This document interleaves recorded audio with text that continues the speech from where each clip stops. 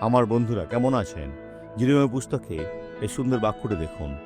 15 অধ্যায় 20 পদ বলে, আর আমি জাতির কাছে তোমাকে পিত্তল দৃঢ় প্রাচীরস্বরূপ করিব। তাহারা তোমার সহিত যুদ্ধ করিবে, কিন্তু তোমাকে পরাভব করিতে পারিবে না।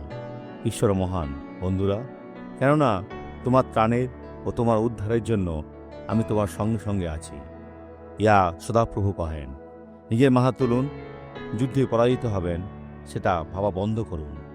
এখন ঈশ্বরের সাথে নিয়ম করুন আর সেটা পূর্ণ করুন, আর ঈশ্বর আপনাকে জয় দেবেন। ইহা আপনি ও ঈশ্বর, আর কেউ নন।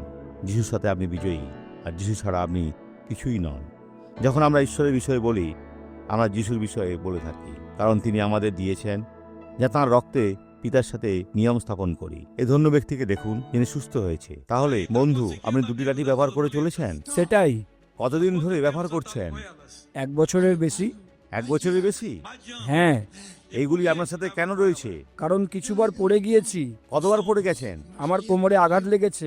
এখন কেমন? এখন ভালো আছি। যন্ত্রণা চলে গেছে? হ্যাঁ, চলে গেছে। তাহলে এখানে আসুন, চলুন, কারণ এটা চলে যাবে। এখানে আসার পথ দেখান। এখানে চলুন, চলতে থাকুন, চলতে থাকুন, চলতে থাকুন, হচ্ছে, চলতে থাকুন, চলুন, স্বাভাবিকভাবে চলুন, কারণ ঈশ্বর সাহায্য করছেন।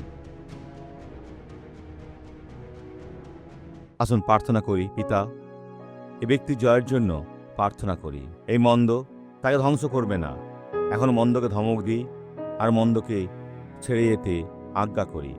চলে যাও, আর ফিরবে না, যিশুর নামে।